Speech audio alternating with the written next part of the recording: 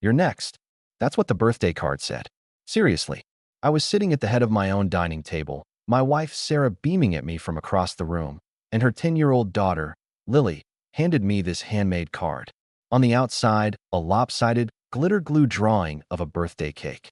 Pretty standard kid stuff. But inside, written in that big, clumsy crayon font that only children can produce, were just those two words. "You're next." I looked up from the card, my heart suddenly beating like a drum solo, and I met Sarah's eyes. She just gave me this wide, sweet, almost syrupy smile and mouthed the words, "I love you." And in that moment, I swear to God, it felt less like a declaration of love and more like a death sentence. To understand how absolutely terrifying that was, you need to know how we got there. Let me take you back about 2 years. I met Sarah at a friend's art gallery opening. I wasn't looking for anything serious. I was 35, had a decent job in IT, a nice apartment, and my life was, fine. Stable. A little boring, maybe. Then I saw her. She was standing by a sculpture, looking like a deer caught in headlights. Beautiful, but with this deep, unmistakable sadness in her eyes. I'm a sucker for sad eyes. We started talking, and her story just poured out of her. She was a single mom, a survivor. That's the word she used. She had escaped an abusive marriage to a man named David. The stories she told me were the stuff of nightmares. He was a monster, a manipulator. He controlled the finances, isolated her from her friends, and criticized her every move. She said he never hit her, which was somehow worse. It was all mental. He'd belittle her, call her worthless, and do it all with a calm, chilling smile. She said he'd turned their daughter, Lily, against her, trying to poison the one good thing she had left. Finally, she'd gathered the courage to pack a bag one night while he was asleep, grab Lily, and just run. I was floored. I mean, here was this incredible, strong woman who had been through hell and was still standing. I felt this overwhelming urge to protect her, to be the good guy, the one who would show her that not all men were like David. I wanted to be her safe harbor. Looking back now, I can see I wasn't falling in love with Sarah. I was falling in love with the idea of saving her. Our relationship moved fast. Within a few months, she and Lily had moved into my apartment. Meeting Lily was interesting.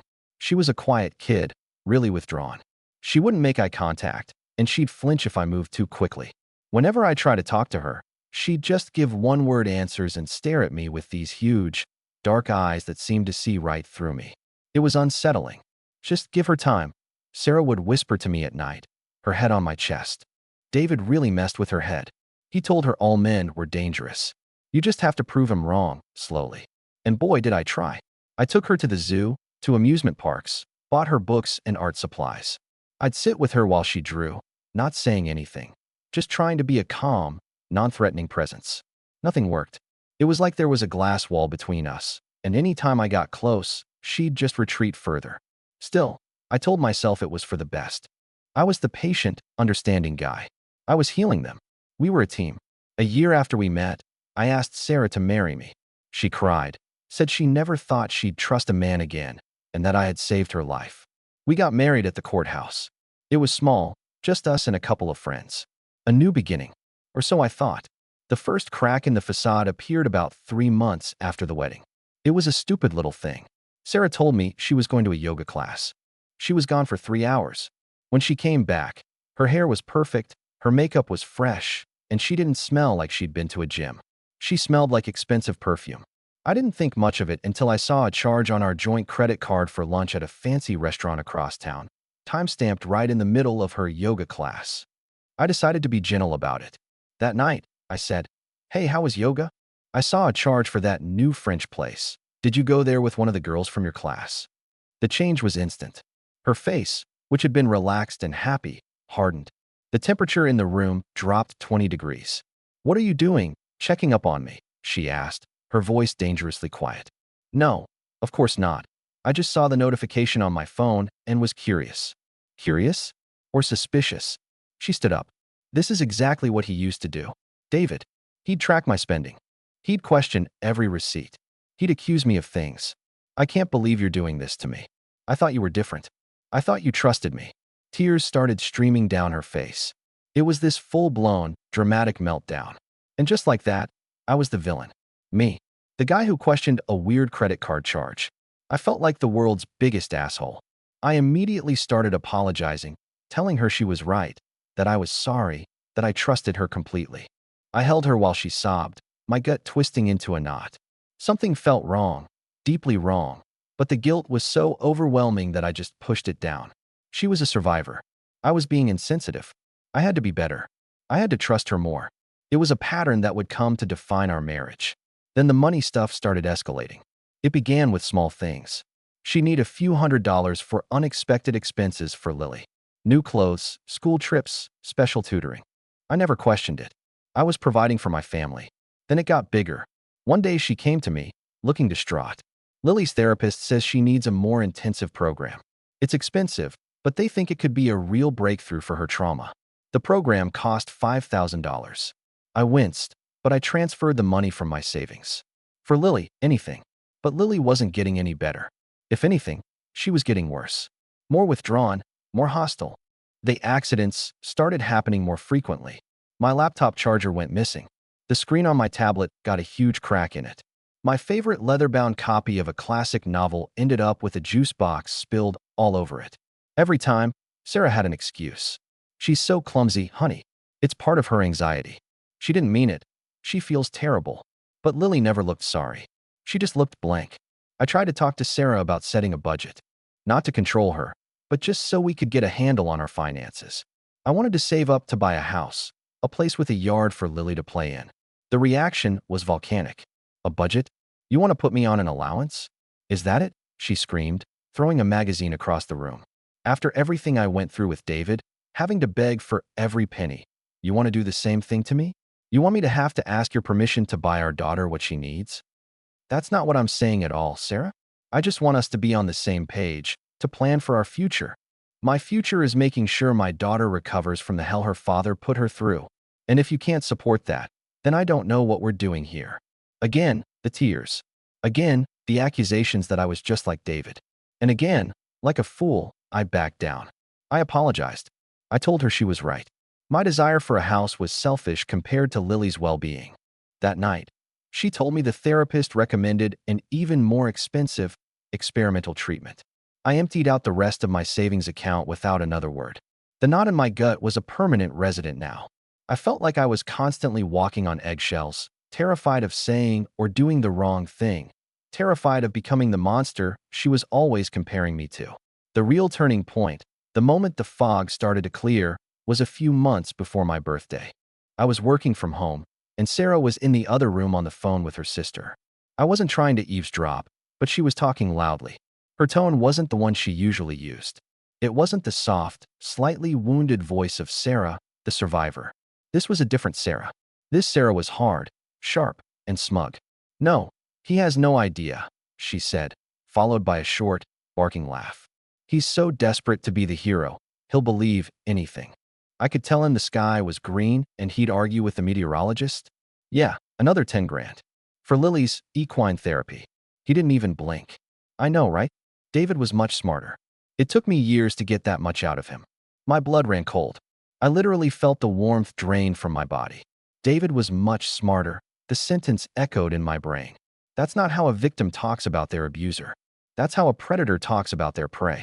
I sat at my desk, completely frozen, for almost an hour after she hung up. My mind was racing, replaying every conversation, every argument, every time she'd cried and made me feel guilty. Was it all an act? A long con. The idea was so monstrous, so insane, that I almost dismissed it. But I couldn't shake that sentence. David was much smarter. That night, I did something I'm not proud of. I waited until she was asleep, and I went online. I paid for one of those comprehensive background check services. I typed in David's full name and date of birth, which I remembered from some of Sarah's old paperwork. I braced myself for a litany of charges, restraining orders, anything to confirm her story and make me feel like the paranoid monster I was starting to believe I was. The report came back in minutes. And it was clean, spotless. No criminal record. No domestic violence reports. Nothing. In fact, there was only one public court record of note. Their divorce filing. And the petitioner wasn't Sarah. It was David. The grounds for divorce he listed? Extreme emotional cruelty and financial exploitation. I felt like I was going to throw up. I stumbled into the bathroom and stared at myself in the mirror. The face looking back was a stranger's. It was the face of a fool. A gullible, naive idiot who had been so blinded by his own hero complex that he couldn't see the predator standing right in front of him. Sarah wasn't a survivor. She was a hunter. And David wasn't the monster. He was the first victim. And that brings us back to my birthday. The weeks leading up to it were a blur. I was living in a nightmare, pretending everything was fine. I smiled. I kissed my wife. I went to work. But inside, I was screaming. I was watching my bank account dwindle to almost nothing, knowing every dollar was going into the pocket of this woman who was playing me for a complete fool. I was watching her daughter, Lily, who I now realized wasn't a traumatized child, but a co-conspirator. A 10-year-old apprentice learning the family business of emotional and financial destruction. So when Lily handed me that card, I wasn't surprised. I was horrified, yes, but not surprised. I opened it, and I saw those words, "You're next." I looked at Sarah's beatific smile, and I finally understood everything. This was them, gloating. They had won. They had drained me, broken me, and now they were rubbing my face in it. "Your next" wasn't a warning. It was a promise. A promise that they were about to be done with me and move on to the next hero. For a second, I felt pure, white-hot rage. I wanted to stand up and scream, to expose her right there in front of our friends. But then, a strange, cold calm washed over me. No, I wasn't going to give her the satisfaction of another dramatic scene where she could play the victim. I wasn't going to be David. I was going to be smarter. I smiled back at Sarah. A big, warm, genuine-looking smile. I held up the card for our friends to see the glittery cake on the front. "Ah, thank you, sweetie," I said to Lily, my voice perfectly steady. "This is the best card I've ever gotten." I looked at my wife. "She's an amazing kid, Sarah. You've raised her so well." The look of confusion that flickered across their faces was the most satisfying birthday present I could have asked for. The next day, I started my plan. I told Sarah I had to go on an unexpected, week-long work trip to the head office on the West Coast. She was practically vibrating with excitement, trying her best to look sad and supportive. "Oh, honey, I'll miss you so much," she said, kissing me at the door. I could almost hear the cash register ringing in her head. I didn't go to the airport. I went to a Best Buy and bought a couple of high-quality nanny cams. Then I checked into a cheap motel a few miles from my own apartment. I waited until I knew Sarah and Lily were out for the afternoon, and then I let myself back into my home. My own home. I felt like a burglar. I set up the cameras, one in the living room, one in the home office where the main computer was. Then I left and went back to the motel. That night, I watched, and what I saw broke what was left of my heart, but also solidified my resolve into something as hard as steel. It was Sarah and Lily having a celebratory movie night. Sarah was on the phone with her sister again. "He's gone," she squealed, taking a huge gulp of wine. "The idiot actually bought it. I've already transferred the last of his house fund into my private account. It's done. We're free." Lily was sitting next to her, eating ice cream straight from the carton. She looked up at her mom and said, "Is he going to be sad like David was?" Sarah laughed, a sound that was pure venom. "Oh, for a little while, baby. But he'll get over it. The important thing is, we have what we need. You can finally get that pony you wanted." They high-fived, a mother and daughter, celebrating the complete and utter demolition of a man's life. I recorded everything. The next morning, I called a lawyer, a shark, the most ruthless divorce attorney I could find. I sent him the video files. He was practically salivating.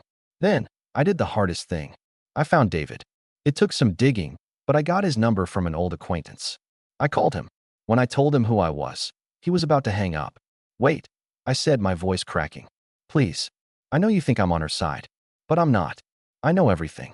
She did it to me, too." There was a long silence on the other end of the line. Then, a weary sigh. "Tell me," he said. And so I did. For over an hour, we compared notes. The stories were identical. The fake therapy, the manufactured crises, the accusations of being controlling, the slow financial bleed. He had lost his house, his savings, and for a long time, his daughter. He was still paying her insane amounts of alimony and child support based on the lies she'd told in court about his emotional abuse, making it impossible for her to work. My lawyer was ecstatic. With my video evidence and David's testimony, we had a rock-solid case for fraud and conspiracy. I came home 2 days early. Sarah and Lily were sitting on the couch watching TV when I walked in. The look of pure shock and terror on Sarah's face was something I will treasure until my dying day. "You're back early," she stammered. "Yep," I said, dropping my keys on the table. Trip got cut short. "We need to talk." She immediately launched into her script. Her eyes welled up. "What's wrong, honey? You seem upset. Did something happen?" I didn't say a word. I just took out my phone, connected it to the smart TV, and pressed play. The video of her and Lily's celebration filled the screen. Her on the phone, bragging. Lily asking if I'd be sad like David. The high five. Sarah didn't move. She didn't breathe. The color drained from her face, leaving a pasty, gray mask. Lily just stared at the screen, her spoon halfway to her mouth. I turned off the TV. The silence in the room was absolute. "I spoke to David," I said softly, "and I've spoken to a lawyer. I have filed for an annulment on the grounds of fraud. A process server will be here within the hour. Pack a bag. You have 30 minutes to take what you brought with you and get out of my house." She finally found her voice. It was a pathetic, whimpering sound. "You can't do this." "I can't," I said, my voice hard as ice. "And I will. You didn't break me, Sarah. You just reminded me of what I'm capable of. You and your daughter need to leave. Now." The aftermath was exactly as my lawyer predicted. It was a slaughter. The annulment was granted. She got nothing. Not a single cent. The evidence was so overwhelming that the judge actually ordered a new investigation into her divorce from David. His case was reopened. With my testimony, he got the original settlement completely overturned. Her alimony was terminated, and he was granted joint custody of Lily, with a court order for parental alienation therapy for both of them. The last I heard, Sarah was working 2 jobs to pay for her legal fees and living in a tiny apartment above a laundromat. I sold the apartment and moved to a new city. I needed a fresh start, a place where there were no ghosts. Sometimes I think about that birthday card. It was meant to be the final nail in my coffin, the punchline to their cruel joke. But they miscalculated. It wasn't an ending. It was a wake-up call. They thought I was next in their line of victims. And in a way, I was. I was the next one to get away. And I was the last. So yeah, that's how I learned that some people don't want a hero, they just want a host. It was a brutal lesson, but one I'm glad I learned. If you want to hear more stories about navigating the absolute chaos that is other people, make sure you hit that subscribe button, because trust me, you won't believe what happened when I started dating again.